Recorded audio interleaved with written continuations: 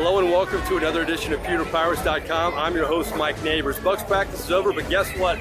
Long after practice is over, you can find Jameis Winston signing autographs each and every day here on the practice field. Today, an eventful practice, the first official day in full pads. Yeah, Tropical Storm Emily wreaking havoc with the weather, but the team did get work done. Afterwards, Dirk Cutter talked about the real kind of official day of training camp.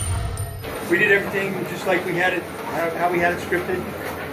You know, you got all the stuff going on, so you add the wet field, the wet ball.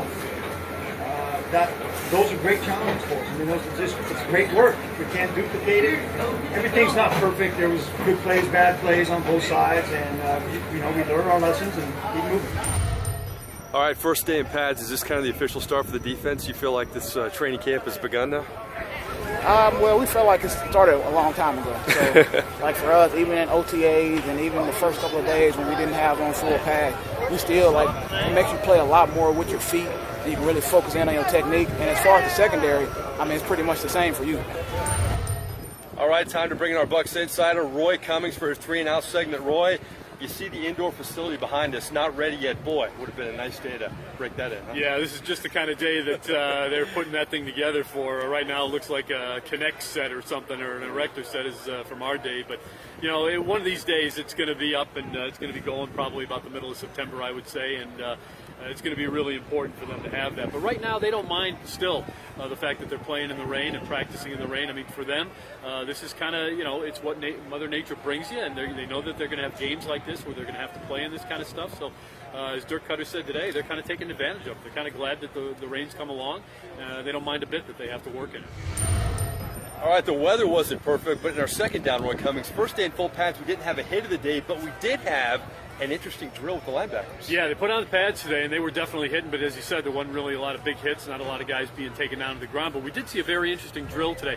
Saw the linebackers taking on one-on-one the running backs and the tight ends. Now, that's a typical drill for the tight ends and running backs because they're going to have to pass protect in that situation. But for the linebackers, I think what it indicates is that this is going to be a team that's going to be a lot more aggressive. They're going to attack the line of scrimmage with those linebackers. The Bucks know that they have a couple of real big talents in that regard, in Quan Alexander and Levante David. I think they're going to use them this year to really go after the quarterback more. You're going to see a lot more blitzing out of those guys. The drills we saw today are suggesting that's going to happen. All right, third down, Roy Cummings. You know what? We have to talk about it. Jameis Winston, brace yourself. More brace stories here. But he wasn't wearing the brace today. What's up with that? Of all days to not wear the brace. Today, it's rainy out there. It's sloppy. A lot more opportunity to slide. Maybe, have a little bit of an injury if you're trying to protect yourself from a tweak of some kind.